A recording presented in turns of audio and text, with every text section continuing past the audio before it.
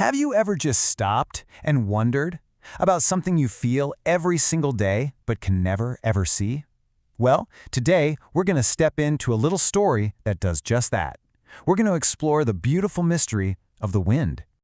So let's just start right there with that big, simple question. What is the wind? I mean, we're all told it's just air moving from one place to another, right? A simple fact. But what if it's more than that? What if it's something, well, something magical? To find out, our story takes us to a lovely little village called Meadowmere.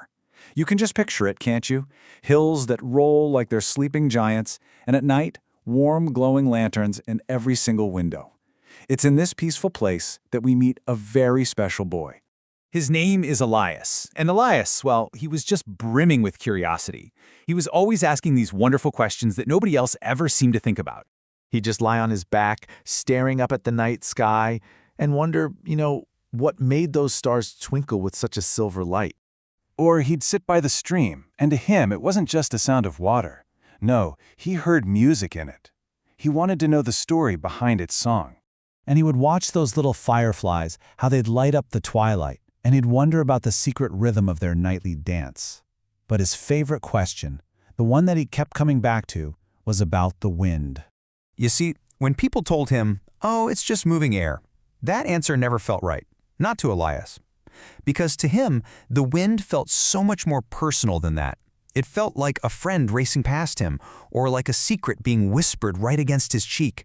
It was like a song with no singer, and it carried all these amazing smells like fresh pine from the forest or the perfume of wildflowers from the meadow. In his heart, he just knew it had to be something more.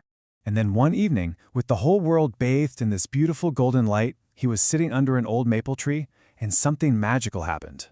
He whispered his favorite question, just quietly, out into the still air. And this time, something answered back. A single silvery leaf from the tree didn't just fall. No, it broke free, and it started to dance. It spun and twirled in the air, almost like invisible fingers were playing with it. Then it drifted towards the edge of the village and just hovered, like he was waiting for him. Of course, he followed. The little leaf led him over a stone bridge he'd crossed 1,000 times. But tonight, it felt different. The path ahead felt enchanted. It guided him through a whole field of daisies, and each one seemed to be glowing with its own soft inner light, lighting up his way. And finally, the leaf led him on, deeper into the valley, to a hidden, secret place he had never, ever seen before. The leaf slipped right through a perfect doorway made by the branches of these ancient white trees, and as Elias stepped through after it, the world he knew just melted away. He was somewhere else entirely, and he was about to find his answer. The feeling of this place, wow, it was breathtaking. Just think about it. Outside that circle of trees, the valley was perfectly still, but the second he stepped inside, the air itself seemed to shimmer.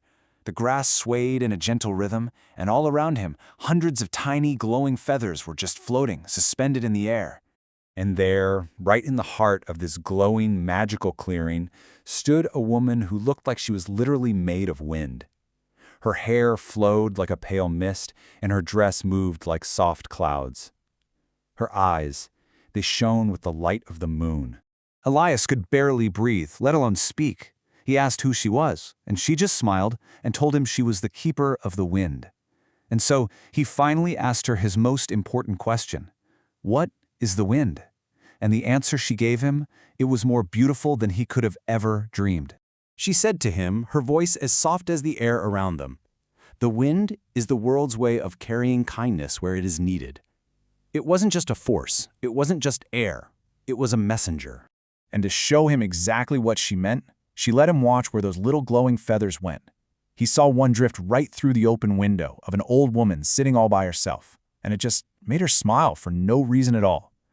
He watched another one touch the face of a tired father out in his garden, making him look up as if he just remembered something wonderful. And a third feather gently guided a crying little girl's gaze to a butterfly, and her tears turned right into laughter. The keeper explained that these feathers carry all the small, forgotten pieces of beauty that the world leaves behind. And when he looked closer, Elias could see tiny lights shimmering inside each one. They were echoes of laughter, little fragments of a song, the warmth of a happy memory. And in that moment, for the very first time, Elias understood. The wind wasn't just nothing. It wasn't just empty space. It was a quiet traveler, a soft reminder that even the things we cannot see can bring so much light into the world. "It's not invisible," he whispered, just completely in awe. The keeper smiled that knowing smile again, and she finished his thought. "No, it is simply too gentle to see." So when Elias returned to his village, everything on the outside looked exactly the same. But for him, everything had changed. He didn't have to wonder what the wind was anymore, because now he knew. And from that day forward, every single time the breeze touched his face, he would just smile. And really, that leaves us with such a wonderful thought to hold on to. Maybe the next time you feel a gentle breeze, you'll remember Elias's amazing discovery that the wind isn't just something the world feels. It is the quiet, gentle way that kindness travels, especially to all the places where words just can't go.